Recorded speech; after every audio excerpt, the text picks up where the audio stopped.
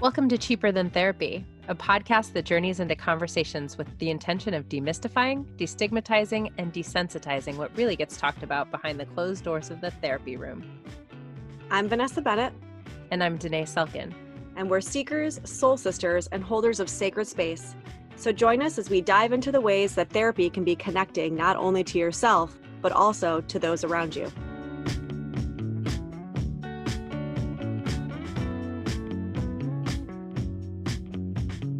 Hi, everyone. Thank you for joining us today. What a time. What a time. What a time. We're back. Dené and I just wanted to hop on during the midst of this whole virus craziness that's happening right now. We actually planned to record a batch of these and put them all out after we got them all kind of edited and ready to go. And then I had a baby, and then the world came down with a virus. So, yikes. Yikes is definitely, the sentiment. And I feel like this is sort of what we would call in, therapeutic terms, just an opportunity for us to have a check-in. I don't think the two of us have had a ton of opportunities to check in with each other. We've texted a little bit, and I've certainly seen you since you had a baby, but not since all of this social distancing chaos has erupted around us. So we're in really unprecedented times right now as we're recording this. Yeah. And I think that, to your point, it's a bit of us taking opportunity to check in with each other because we haven't really, but also putting words to what I imagine is a feeling or the feelings. I'm sure there's many feelings that people have about what's going on. I know for me, I'm going a little stir crazy myself because I had just had a baby. And so I was already on like week 2 or 3 of essentially quarantine anyway, because I have a newborn. And so while most people are on like week 2 of quarantine, I'm on like week 4 or 5, and I'm kind of starting to lose my mind a little. So that's kind of where I'm at with that situation. I was wondering about that as I was thinking about you, that, after you have a baby, there's sort of this period of time where you're in, what they refer to as the 4th trimester, where you sort of go into your own little cocoon with your baby, and it's like your own little world. And so, as you are experiencing this really sacred, but like really difficult to sort of even describe for yourself and those around you, because it just feels like it's such a different energy in this time. The world is sort of experiencing one along with you. So there's sort of this collective cocoon metamorphosis space that it feels like we're all in. And I was just wondering what that feels like for you. It's interesting because the first couple weeks I was very much in a place where I was totally okay with just doing nothing but like laying with her on my chest and, sleeping on and off all day and all those things. And not that I'm not still doing that. Let's be real. I mean, she's only 3.5 weeks old, but I'm starting to come into a space now where, you and I were talking earlier, where I'm like, I want to get out of the house and like walk to the park. I'm finally feeling like I'm starting to come out of the like total like shades drawn, no one in our space kind of vibe. And yet now everybody's in that place. So it's weird for me because I don't really know what to do with, I don't know if it's that energy right now or I just don't really know what to do with it right now, because I can't now invite people into my space. I can't now say to the world, okay, everybody, welcome, come into this space, meet my newborn, come celebrate with us, where I feel like a lot of people would be able to do that. And I can't. So that's kind of hard. Yeah, I can imagine that would be so hard because, initially there is such a sort of, like a self-imposed quarantine feeling. Like, I don't want anyone near my baby. I don't want to go out into the world. I feel this really primal, protective mama energy. And then as that's starting to sort of dissipate a little bit, you're sort of starting to get a little bit used to like, okay, there's like some resilience building on both of our parts. Now it's actually really not safe for us to emerge out into the world, right, and for her to be around others. And so we've got to shut down that instinct as it well, comes. and it's heartbreaking, right? Because I mean, it's not like I want to, I mean, look, of course I'd love to put her in a stroller and go to Target, right? We all would love that right now, I'm sure. But it's heartbreaking for me because it's close friends. It's people that I would really want to be able to come over and enjoy this with me and meet her, that still haven't gotten to meet her yet. And that's been really hard. And in thinking of that, I was thinking, what just crossed my mind was a post on Instagram I saw earlier. I think it might have been the Mindful MFT that said something around boundaries during this time, and how during a situation like this, boundaries get tested and you can't, I'm paraphrasing because I can't remember what she said exactly, but something like, we can't let other them getting upset about our imposing of boundaries. Like we can't let it affect us. And I thought that was so Yes. interesting, right? Because I've seen that, like I've imposed boundaries even before this all happened, right? Even when I was in the Mm. newborn phase and people were kind of pissy about it. Oh, yeah. And so now, even Absolutely. now with this craziness that's happening, I'm feeling that energy from people, that people are getting upset with me that I won't let them come over.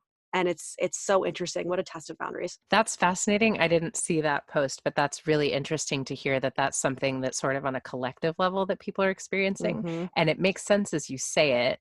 I definitely remember the experience of having a newborn baby and sort of, asking people about whether or not they'd had their shots and, just feeling like, I don't want to go to Target right now. And people sort of rolling their eyes at me and me being Mhm. like, whatever, I don't care what you think. This Mhm. is how I feel. And I need to honor that. And I do think, we've seen waves of this sort of shifting, like there was like this initial awareness of coronavirus where people were kind of like, tons of people get sick and die from the flu every year. People are really making a big deal out of nothing to sort of, I don't know, I feel like it was sort of that moment that, remember, like Tom Hanks and Rita Wilson got Mhm. sick and the NBA decided to Mhm. shut down for the season. And I feel like I felt a real shift at that Mhm. point. I was seeing clients at that point still in the office, and people really started to feel different level of fear and activation coming up. And, now it's interesting because I am very much on lockdown mode and I'm here and I'm seeing clients at home in my closet virtually and Mhm. my kiddos out of school. And so it's a very different life.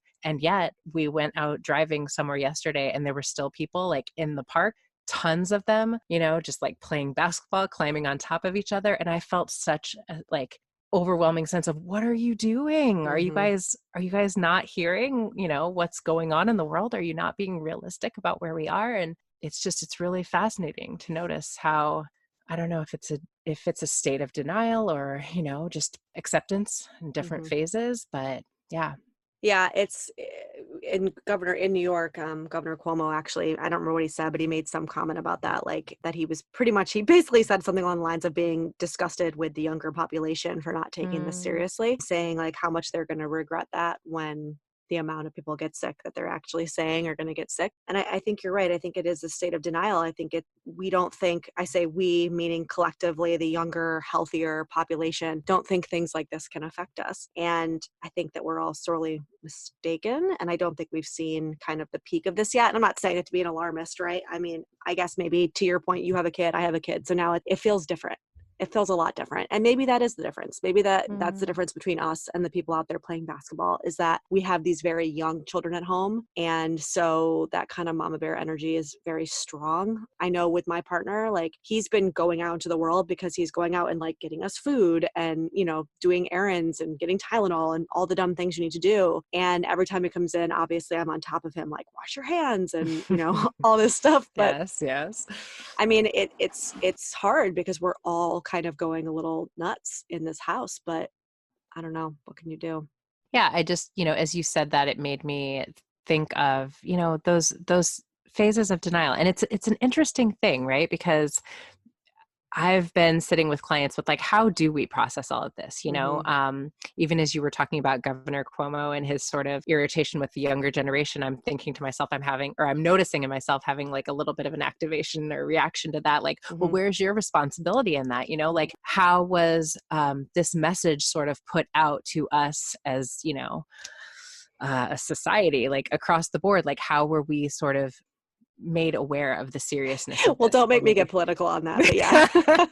We'll and I wasn't trying to, we'll but put that to the side because it wasn't and exactly put out to us in a manner that made people take it seriously. Let's be real. 100%. And I think it's interesting though to acknowledge, for ourselves Mhm. what the phases of this have been like, to your point as a mom. Like I think initially I sort of heard coronavirus and I got very like that mama bear instinct of like, is my kid going to be okay if Mhm. something's going on with this? And got it, like it makes me cringe even as I say it out loud, but it's the truth. But when I realized, it didn't seem like younger people were going to be really at risk in terms of Like the people that were sickness. dying. Yeah, Mhm. like the seriousness of it, I took a bit of an exhale. And I hate to say that because Mhm. obviously every life matters, but it's that whole thing of like we sort of as animals are very like protective of our own and sort Right, of like me and that is mine.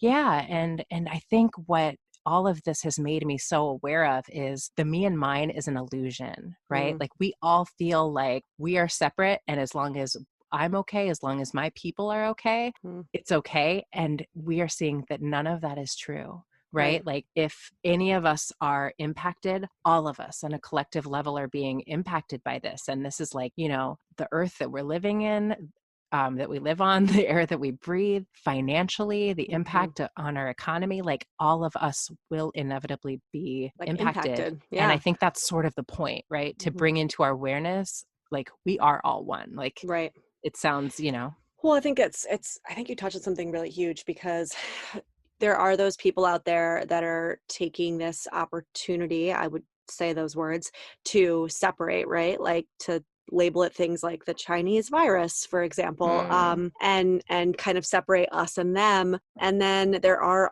also those people, I mean, I don't wanna say, quote, unquote, "those people," because I know people that were in this mind space, headspace, but the people, for example, we joke about it, but that, like, hoarded all the toilet paper, right? And yes.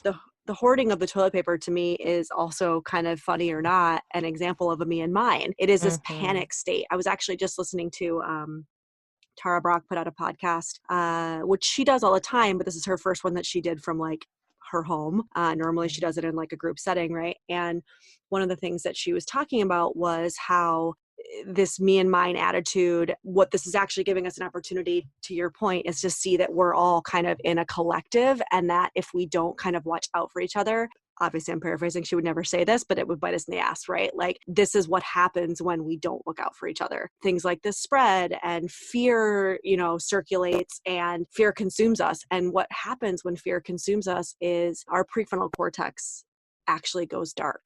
And when our prefrontal cortex Yes. goes dark, we are incapable of accessing compassion, right? So Mm, fear and compassion actually can't live in the same space together. And so a lot of her podcast was practices, and reiterating the practices that she uses to make sure that she's pulling from a space of compassion rather than a space of fear, and not allowing fear to kind of consume her and separate us out, right, from other people. I love that. Mhm. I've had so many moments of being struck by what that exact thing that you're talking about this week, like little moments where it feels like the instinct to sort of shut down and go into fear, like little things, right? Like someone's coming to clean my house, and I Mhm. know that their income is dependent on all of these people that they're going to see, and all of that has been shut down for them this week, right? And so, I have a choice in the moment to sort of say, well, I know that, I have to sort of stay quarantined within my family, but at the same time, I know that this person's income is really being impacted. So how can I show up for someone that I care about and not just focus in on myself and my family, right? So I was like, you know what, we probably shouldn't do it now, but let me go ahead and pay you anyway, because I know Mm. everybody's probably canceling this week. And I think we have to sort of shift into a space of all of us looking out for one another Mm. right now. And that is what this is being, what we are being presented with. That's beautiful. Yeah, we had something similar. I mean, I don't regularly have the house clean, but I was definitely like, "Oh my god, newborn chaos." Like, I haven't done laundry in God knows how long, and I need help. And we actually, the same thing. It was somebody who we work with regularly, enough, and I had the same thought, right? Like, that they're suffering right now, that they're not having an income, and so we essentially just packed everything up and we left the house for a couple hours and just walked around. Mm, Didn't really interact with anybody, but just got out. Came back and I ran around, Lysoled a bunch of doorknobs, and was like, well, I feel like I needed to do that, not just for me, but for them too. yeah. I feel like there's little ways that all of us can sort of like, a couple meals or two that we can Mm, order and maybe have delivered. It's like, little things right now that we can still do to sort of, I don't know, they just feel like little nods of like, I see that you're struggling. I see that, we all sort of have to like do whatever we can do to get through this time that's difficult for everybody. And the other thing that came up as you were talking about Tara Brach's podcast is like, how do we sort of step back and look at this as something that is calling us to evolve? I Mm, always think of Eckhart Tolle saying, with what we are doing to the earth right now and the way that we have been going in such a sort of denial state of separateness, we have a choice. We can evolve or we can die. And mm, I feel like we are being called in this moment, on a collective level to evolve, to sort of shift the way that we do things and the way that we hold one another.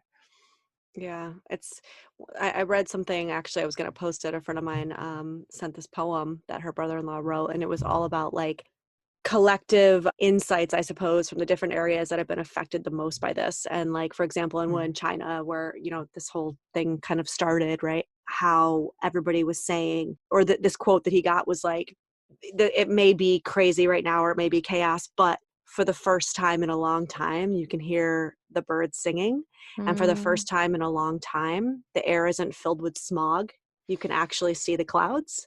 yes. And it was one of many sentiments that they collected from different areas that were affected. But it is on such a, I almost like got goosebumps as I just kind of remembered that part in that poem, where it's like, we are being called at a much bigger than ourselves level to slow the fuck down, right? Slow down, look each other in the eyes, sit with our loved ones, reach out and check on people that maybe are doing this by themselves. I don't know, give a roll of toilet paper to your neighbor if they don't have it. Like, as Jesus. silly as it is, it's Mm, like, to your point, what can we do in little ways? But also, can we sit back and take this moment to really like look around and be grateful for some of the small things that we generally just kind of plow through on a day-to-day basis, and don't practice that gratitude. yeah, I mean, absolutely. As I got chills too as you were saying that, because I think, I have been so struck by the sense that like Mother Earth has put us on a giant timeout, Mm, like you guys are done for a while mm-hmm, and you are not seeing each other. You are not seeing, all of the gifts that you have been given.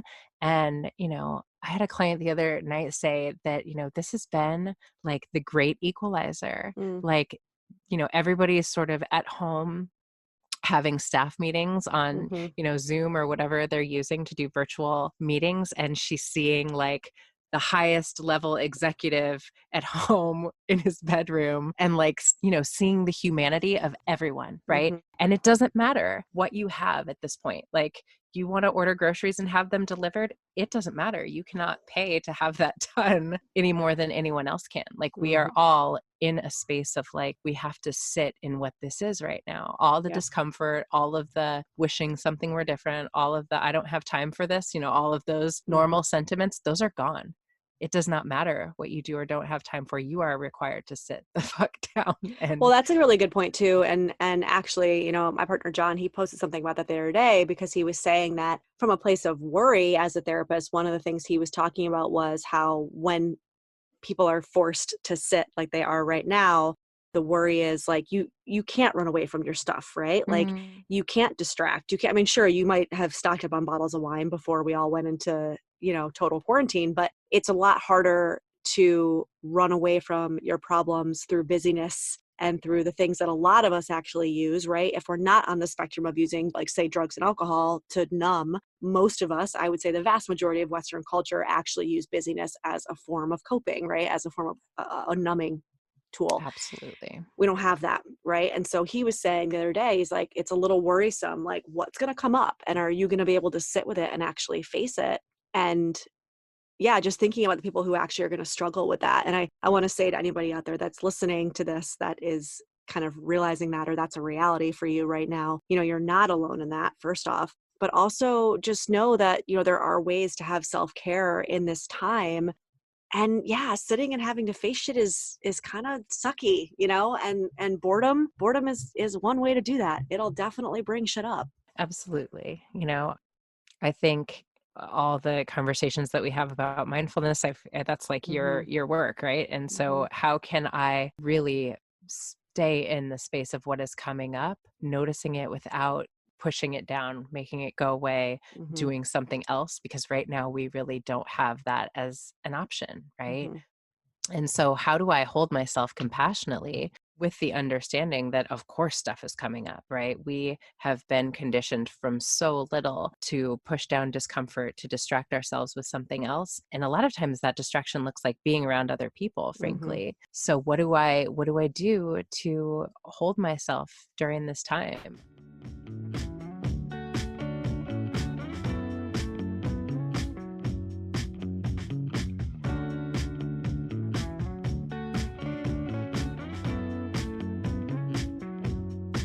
I feel like it might be useful for us to talk about just some of the ways that you can.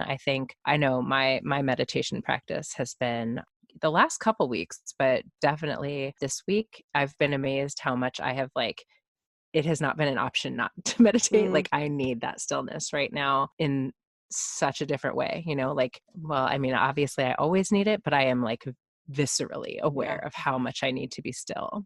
Well, yeah, and I think you're right. I think we can definitely talk about a couple tips. I know personally with me the last couple weeks, I mean, as somebody who's such an avid meditator, the first like 3 weeks I think of having a newborn, I think you're in such a state of survival that I don't know what shifted. I think this goes back to what I was saying in the beginning about how the last couple days something in me is shifting where I feel like a part of me that is me is almost like Mm, resurfacing or is coming back out. But even just last night, like I found myself getting frustrated. I had a long day. The baby was crying all day, as babies do sometimes. And so I handed her off to him and I went out for a walk on my own. I was walking and I was listening to that podcast. And then I got back and I realized that my body, this was really actually, now that I'm thinking about it, I'm talking about it out loud. I realized how sore and achy my body felt. And mm. I've been dealing with like my neck and shoulder being sore. It's all this new motion and you're hunched over and you've got a baby and you're holding this 8-pound kid or whatever. But last night there was just this like real reckoning or realization of like, shit, like head to toe, my body feels really sore, almost like achy, almost like I was getting sick. I actually kind of started to be like freaking out a little bit. I'm fine now. But Well, body um, aches are not a symptom from what I'm told. So just throwing that out there for I you, my definitely had a love. moment of panic. But it was like, oh shit, I'm here. I'm back in my body. I've been kind of ignoring myself for the last 3 weeks for, obvious reasons, but holy shit, like I haven't really sat and done my meditation practice in weeks, which is so strange for me. I've been catching little moments and blips of mindfulness, but not my seated meditation practice. And so yeah, I don't know, something clicked in me last night. And so today I found 5 minutes, I found 5 minutes to sit with my eyes closed before she started crying. I found 5 minutes to just like walk around with her in my arms outside because we got outside today. And Mm, as she was being mindful, as infants and newborns do, right? Like staring at a tree and in her mind going, holy shit, what is this thing that I'm looking at? mm, I was looking with her at the same tree, right? And I'm examining the tree and I'm looking at the light and I'm looking at the colors and I'm taking it in and I'm feeling the breeze and I'm smelling the smells. And so it's like, okay, if I don't have the capability right now, and I'm saying this because I feel like other people can maybe commiserate with all these children that are home and people are homeschooling and all this craziness right now. I don't have the time for myself to actually sit and maybe do a 20-minute seated meditation practice, but I can meditate actually with her in my arms. I can actually yes. meditate with my kid right next to me. So that was a roundabout way of giving a personal anecdote, I guess, to like a way that you can ground down and actually find that time for yourself, even if you feel like you can't and you're not alone.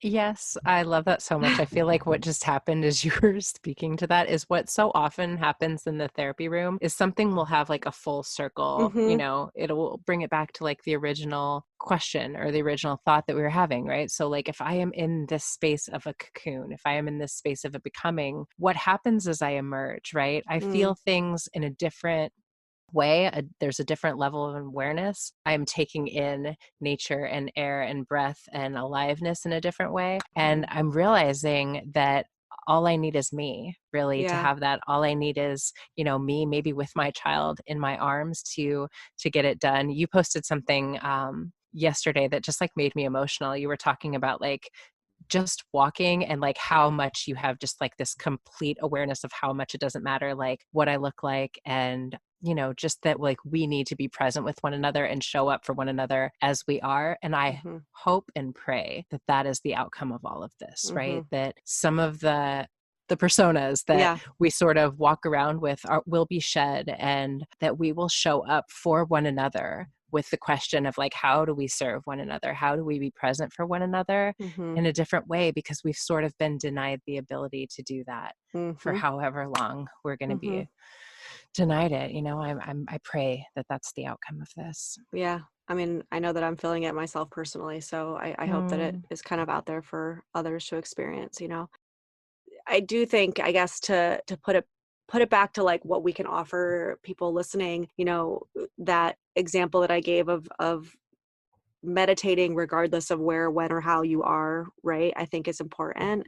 Grounding down and getting present. I don't know what other kind of tips you've got that you want to offer for people who are kind of in this like stir crazy mindset. Journaling, yeah. obviously, you know, the usuals that I'm going to always tell people: write, be creative. I think I said last night, even in that post, I was like, dance, like free movement, get up And and shake your body.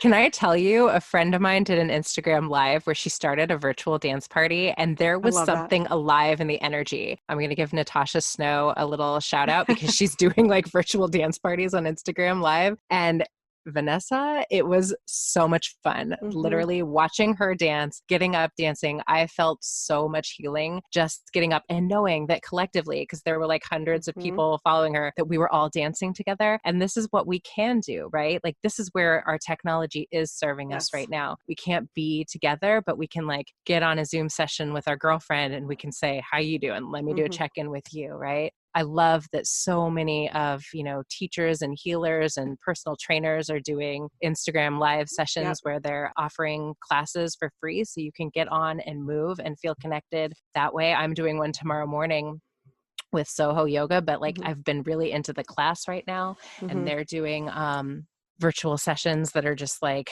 really, it's really important for us to move right now. Even if Hmm. you can't get outside, I feel like on a somatic level, you start to feel a release of everything that we're holding, all of the stress, all of the anxiety, all of the fear that Yeah. is being held in our body right now. We got to move it. We got to breathe through it. It's And just talk like about more letting go of important. personas. Who gives a shit what you look like? We are all in sweatpants. We are all no makeup. We are all, you know, looking like a And hot what if mess, we I'm never went sure. back from that? Like, what if forever I was seeing clients in sweatpants? I I might. know. I don't Get, you know. know what? Get up, shake your ass, shake your body, like dance with your kiddo, dance with your, you know, your partner, like just move your body and like be here and be present and be grateful that you're alive, you know? Yeah, as you said that, I was thinking how much we are going to teach our children about the Mm, way we hold ourselves during this time. yeah. And I know that that's been a real practice with me and my child's father. It's just like Mm, we can keep things a little bit lighter, right? mm, Like we can have a little bit more junk food than we might, like mm-hmm, maybe an hour more of screen time than we might usually, mm-hmm. because you know what? We're doing the best we can with some really With what we've unusual got. circumstances. And it is not business as usual, Yep. but, can we be gentle with ourselves? And Mm, can, as we be gentle with ourselves, let our children see how to be gentle during what is mm, difficult, how to sort of hold on to that sense of play, like hold on to what is sacred when it feels like so much of our routine is lost. yeah. Can we be light? Can we be playful? Can we just have a good time and enjoy one another? Because really, that is what we have right now. Whew, letting go of routine. Oh That's my one of them. God. I mean, Mm. that's tough. That's tough for a lot of people. I know for me especially, type A over here all the way.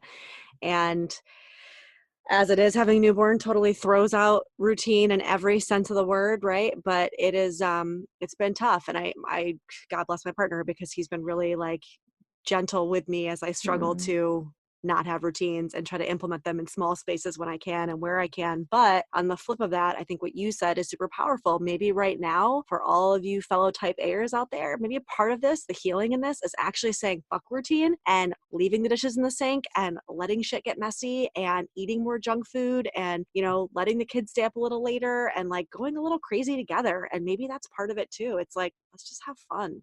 May I say to you, my friend, that, there's that song with the lyrics that are like beauty in the breakdown. I Hmm. have watched you so many times, even if it's something you've posted or like a day that I came over to your house and was listening to you talk about your birth journey. There is so much beauty in the surrender that I have seen Mm, in you and through you.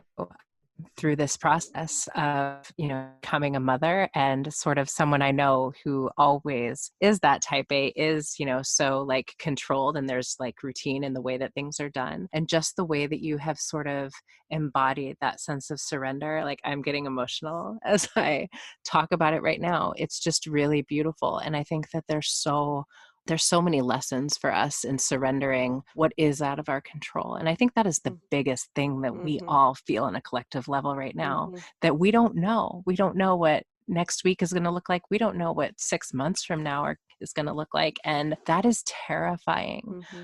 And how do we stay present with what is right now? Like, how often in the therapy room do we bring it back to a present centered awareness, right? Mm-hmm. Like, but how are you right now? Yeah. Right now, we are okay. In Right. this moment right now, we're okay. Yeah. And that's all we have, really. We don't have 6 months from now. We have no idea. Mm-mm. But we've got this moment. And right now, in this moment, we're okay. Mm-hmm. Mm. I say that, and I want to make a joke and say that I think it's sleep deprivation that's probably making me have that kind of reaction, but Mm, no, I think maybe that's not. evolution, baby. I Yeah, really do. I think it's It's survival. And sometimes you have to adjust. But I think what you said is, I think that's it. I mean, I actually think that right there is probably something to kind of even end this conversation on. We don't know, right? And mm, that's scary for humans, the unknown. I mean, that's all of our anxieties, and then thus all of the coping mechanisms that we adopt to deal with those anxieties all come out of our need and our desire to control the uncontrollable, which, by the yes. way, is all of life. Don't ask me Mm. why. I say this to clients all the time. It's this, like, the universe's biggest joke, right? Is that humans love to be in control, and yet we have zero control. I don't know why we were created that way, but we were. And I think That's that right. what you said is it. It's, can you come back to the present and look around and look at your kiddo's face, or, even if you don't have kids and you're sitting home, like, look at yourself and say, wow, I'm physically healthy, or my food, my refrigerator is stocked, or I got that last pack of toilet paper from Costco, or whatever it Shame on you. is. I know. And just say, like, things are okay. I am Yes. okay. I don't know what's going to happen in 6 months, but right now in this moment, I'm going to get up, I'm going to move my body, I'm going to feel my body, and I'm going to know that I'm okay right now. And that's all any of us can do. Yeah. And, the only other thing that I want to add, I think, to what you're saying is just the other thing that has become so clear to me during this time is how very much we need each other. Mm-hmm. And, I think we often talk about how what is so healing about therapy and the therapeutic process is just having the experience of your life witnessed by another person. Mm. And I guess I just would want to really encourage everybody, even if you are in this space of socially isolating by yourself, as much as you can connect to other people. Do it virtually if you can. Take a class, Skype, whatever. And, Mm-hmm. both Vanessa and I are making ourselves available. So, like, if you want to send us direct messages, we're going to be doing some like coaching sessions, I think, and some of these sort of sessions where we're going to, like, almost like in a therapeutic setting, talk to people about what's going on. So Yeah, you I think can it's reach a out to a us. great way to kind of end it, right? So part of what you're going to see on this pod in general, before this even whole thing started with coronavirus, was that we were going to have people call in and do kind of 30-minute coaching sessions with them, right? And so I think this is actually a great time to do that. If you guys do want to be on an episode and actually work with Dené and I and kind of process and work through some stuff, send us a message, and we'll coordinate, and we'll try to get you on. Yeah. And just, be gentle with yourselves. Whatever you're feeling, whatever's Mm-hmm. coming up is just so valid. We're all Mm-hmm. feeling it. I think there can be some comfort in knowing that whatever fear, whatever anxiety and frustration you're feeling, we're feeling it together. Yeah, collective for sure. Yeah, Yeah. absolutely. DM us, reach out, and we'll see if we can coordinate something, and we'll get on some Zoom together and connect as humans. We will get through this together. All right, guys, be well. Be well. Thanks for joining us for this episode of Cheaper Than Therapy. If you enjoyed today's episode, be sure to subscribe on Apple Podcasts, Spotify, or wherever you listen to your podcasts. And if you want to connect with us, you can find us on Instagram at Vanessa S. Bennett And at Dené Logan Selkin.